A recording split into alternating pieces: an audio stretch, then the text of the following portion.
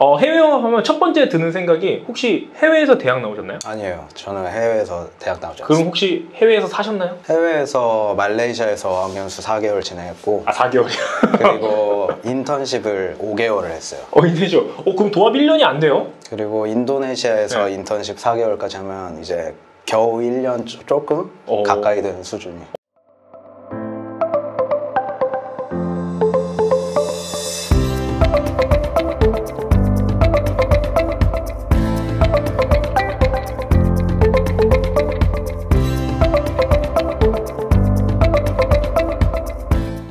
안녕하세요, 반갑습니다. 취준을 즐겁게 인싸 담당자 제이콥입니다. 오늘은요, 해외 영업 한번 알아보도록 할게요. 제가 소개하는 것보다 직접 하시는 게 좋을 것 같아요. 자기소개 부탁드리겠습니다. 네, 안녕하세요. 저는 중견기업 제조업체에서 4년 7개월째 해외 영업 사원으로 근무하고 있는 이태경이라고 합니다. 저는 지금 가오미디어라는 기업에서 근무하고 있고 네. 셋탑박스가 메인 비즈니스고 지금 브로드밴드 그런 제품들도 판매를 하고 있고요. 다른 걸 알아보기 전에 간단하게 매니저님이 입사를 준비할 때랑 그 다음에 들어가서 가장 크게 느꼈던 차이 뭐가 있을까요? 저도 역시 해외 영업하면은 누구나랑 똑같이 영어 쓰면서 해외 많은 곳을 다니면서 네. 이렇게 멋있게 출장 가는 것을 생각을 했죠, 당연히. 공항이랑 친해질 줄 알았죠? 공항이랑 실제로 그래도 친해지긴 해요. 친해지긴 해요, 근데. 예. 근데 일단 저는 남미 쪽 담당이거든요. 남미 담당이요? 그러다 보니까 가장 힘든 게 출장이에요. 출장을 가면은 한 번 갈 때 약 30시간이 걸리고 올 때도 30시간이 걸리고 많으면은 그 10일 사이에 국가를 4개 이상 가는 경우도 있습니다. 그러면 비행기만 다 합치면은 남미 한 개 나라가 아니고 그냥 4개 국가를 가야 되는군요? 네. 그러다 보니까 비행기를 거의 한 번 가면은 한 7, 8번을 타는 것 같아요. 그래서 갈 때 올 때 시간뿐만 아니라 그 공항 중간중간 이동할 때 공항 갈 때 올 때도 또 따로 시간이 있어요. 다 통일까 한 80시간 정도 소요되는 것 같더라고요. 그 부분이 좀 출장이 좋은 점도 물론 많지만 그게 좀 힘든 부분이었어요. 사실 그게 매력으로 생각해서 지원을 해서 들어갔는데 막상 들어가니까 그게 가장 어떻게 보면 힘든 부분이 더 된다. 근데 그거는 정말 제가 남미 담당이라서 다른 해외 영업사원보다는 조금 더 힘든 것 같습니다. 다른 지역이었으면 저처럼 힘들진 않을 것 같아요. 근데 왜 남미 선택하신 거예요? 선택한 건 아니고 이제 회사만 약간 남미 느낌이 있긴 있어요. 그 당시에 회사에서 남미 담당자가 필요해서 저를 채용하게 됐어요. 그럼 남미는 스페인이나 포르투갈어를 잘 써야 되잖아요. 대륙마다 중요한 국가에는 법인 개념으로 다 설립이 되어 있고 나머지 좀 그래도 매출이 있는 국가에는 법인 개념까지는 아니더라도 그 현지 직원이 있습니다. 그래서 현지 직원이 다 있으시군요. 그 해당 국가 언어를 하지 못하더라도 업무 수행은 가능합니다. 해외 영업 담당자가 거기 그 나라 왜 가요? 전화 통화하면 되는데. 그런 부분도 있지만 일단 본사에서 가면은 그 바이어들이 맨날 만나는 사람들이잖아요, 주재원들은. 네, 근데 그쵸. 본사에서 이제 한국에 멀리 온다 그러면 그 기회를 이용해서 한 번 더 만나는 자리를 만들 수도 있고 해외 그 본사에서 생각하는 뷰랑 또 현지 사람들이 생각하는 뷰랑 다르기 때문에 그 질문하는 내용도 좀 많이 달라요. 큰 사건 같은 게 있을 경우에 특히 또 본사에서 왔다는 것만 자체만으로도 그걸 해결하려는 의지 같은 걸 보여주는 이유가 있어서 해외 출장은 좀 꼭 필수적인 업무 중에 하나입니다. 매니저님이 입사할 때 좀 스토리가 좀 궁금해요. 어떻게 해외 영업을 하게 됐는가? 해외 영업하면 첫 번째 드는 생각이 혹시 해외에서 대학 나오셨나요? 아니에요. 저는 해외에서 대학 나오지 않았어요. 그럼 혹시 해외에서 사셨나요? 해외에서 말레이시아에서 어학연수 4개월 진행했고 4개월이요? 그리고 인턴십을 5개월을 했어요. 인턴십. 그럼 도합 1년이 안 돼요? 그리고 인도네시아에서 인턴십 4개월까지 하면 이제 겨우 1년 조금 가까이 되는 수준이에요. 근데 해외에서 인턴십을 2번 했고 총 3번 했습니다. 총 3번? 네.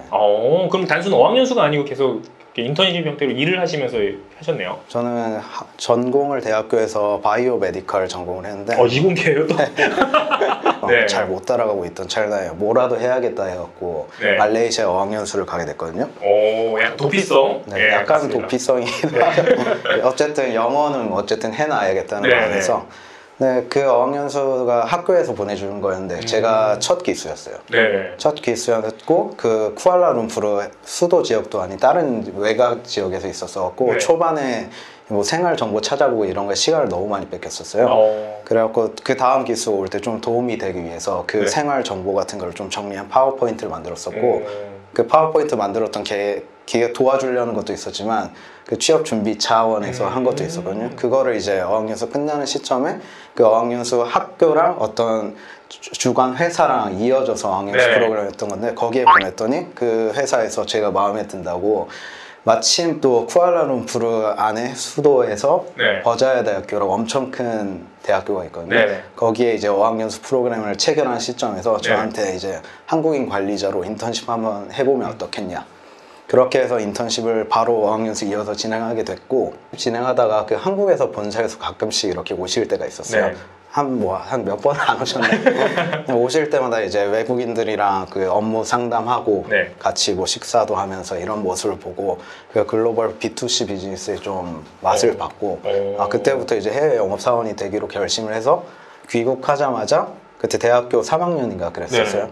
귀국하자마자 이제 국제무역사랑 무역영어 자격증 따고 한국무역협회에서 하는 글로벌 무역 인턴십에 그 지원을 해서 그것까지 수행하고 이제 이번 회사에 입사하게 됐습니다. 제가 그 가온미디어에 입사하게 된 게 좀 특이한데 네. 그때 취업 공고가 떠서 제가 취업된 게 아니고 저는 인사팀에 직접 메일을 보냈었어요. 그냥요? 네, 인사팀에 저는 이러이러한 사람이고 사실 네. 또 그 회사가 바로 집 앞에 있기도 했었고 집 앞이라는 게 뭐 도보 5분 거리가 아닌 경비실 앞에 회사가 있었는데 그것도 저한테는 굉장히 축복이죠. 예. 그 정도 규모의 회사가 경비실 앞에 있다는 건.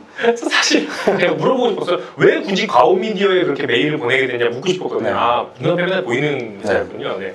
근데 그러다 보니까 이 회사가 맨날 성장하고 있다는 것도 알 수 있었고 해외 영업 그 경비실 앞에 외국인들 맨날 지나다니고 하니까 이 회사는 해외 영업하기에 좋겠다라고 네. 생각해서 지원하게 됐고 그 인사팀이 이제 제 스펙은 뭐다 이렇게 해서 지원을 했더니 면접 기회를 주셨고 제가 알기로는 그 지원자가 지원을 해서 이렇게 채용된 신입사원 사상 첫 신입사원으로 알고 있습니다. 아마 전국에서도 안 될 거예요. 그래서뿐만 아니라 처음 입사할 때 네. 어학 점수가 어떻게 되나요? 어학 점수는 네. 조금 있었어요. 네. 토익 점수 같은 경우에는 960점이었고 잘했네. 오픽은 IH였는데 오픽은 아예 이거는 가능한 점수인데. 근데 실제 쓰는 영어에서 좀 많이 약했었고 특히 듣기 그 내가 친구랑 대화할 때랑 그 전화기를 통해서 듣는 거랑은 엄청난 차이가 있거든요. 친구랑 얘기할 때 듣는 게 아무리 잘 들려도 전화기를 통해서 들을 때는 확실히 안 들리는 게 있고 특히 저 같은 경우에 IT 기업이다 보니까 어떤 분이 컨퍼런스 콜이라고 네. 외국인들과 전화하는 게 있거든요. 네. 근데 그분이랑 전화를 하는데 무슨 말인지 하나도 모르겠는 거예요. 그거는 영어 실력 문제뿐만 아니라 네. 용어 자체가 너무 그러네. 달라갖고 이걸 내가 할 수 있을까라는 생각을 했었는데 그런 거는 좀 시간이 지나면 자연스럽게 해결되는 부분이라고 생각합니다. 그럼 신입사원 때 그런 일을 하고 또 뭐 추가적으로 뭐 어떤 일을 해요? 또? 그 가격이랑 얼마나 빨리 납품을 해주느냐 이런 거에 따라서 오더를 받고 못 받고 차이가 크거든요. 물론 더 기술적인 것도 분명히 있지만 네네네. 약간 저급, 하급 이라고 해야 되나? 그런 제품들은 그런 경쟁이 심해요. 그렇죠. 그러다 보니까 납기를 제한할 때도 약간 무리하게 해서 제한하는 경우가 있고 그러다 보니까 실제로 제조팀에서는 이렇게 무리해서 받아오면 어떡하냐 이런 경우가 그런 조율도 좀 하고 그래서 실제로 오더가 착착 이루어지고 있는지 이런 거를 계속 체크하면서 생산부서랑 이제 연락해가지고 어디까지 됐냐 이날까지 네. 되는 거 맞냐? 네 그런 걸 실시간으로 체크해줘야 돼. 왜 안 체크해줘야 되냐면 안 체크하면 안 되는 이유가 항상 뭔가가 생겨요. 그렇죠. 항상. 왜냐면 취준생들이 이걸 이해를 못해요. 그러니까 업체 관리, 그럼 관리 뭐 하는 거지? 그냥 지켜보는 거 이렇게? 이거 모르는 거예요. 네네. 맨날 하는 거를 좀 위주로 말씀드리면 네, 매일 하는 거. 셋탑박스 같은 경우에는 한 조그만 박스잖아요. 그런데 거기에도 막 부품이 한 200개에서 250개가 들어가요. 근데 그 부품이 셋탑박스를 딱 주문을 하면 동시에 딱 도착하는 게 아니고 네. 그 부품마다 만들어지는 기간이 다 달라요. 근데 그 긴 거는 거의 한 몇 달까지 걸리는 것들도 있거든요. 그런 거를 미리 주문을 해놔야지 그 나머지 사람들 경쟁사의 납기 경쟁이 가능해요. 네. 그런 거를 근데 주문해놨다가 못 팔리면은 이제 재고로 남는 거잖아요. 네네네. 재고 회사에서 재고 관리 엄청나게 신경 쓰거든요. 쓰죠. 예. 그러기 위해 그거를 위해서는 미리 바이어가 얼마나 물건을 살지를 실시간으로 계속 현체인 통해서 커뮤니케이션을 해서 알아와야 되고 그런 거를 이제 못 알아오면 미리 주문을 할 수도 없고 그러다 보면 납기 싸움에서 지게 되고 또 너무 무리하게 그런 정보도 없이 발주를 해 놔버리면 재고로 네. 남게 되고 그래서 그런 관리가 좀 하나 있네요. 관리 업무는 이렇게 보는데 이제 좀 더 직급이 올라가게 되면은 이제 해외 영업의 꽃이죠. 어떻게 보면 개척이라고 볼 수 있고 신규 거래선을 뚫는 일이라고 될 수 있는데 그런 부분은 좀 어떻게 프로세스가 어떻게 진행이 돼요?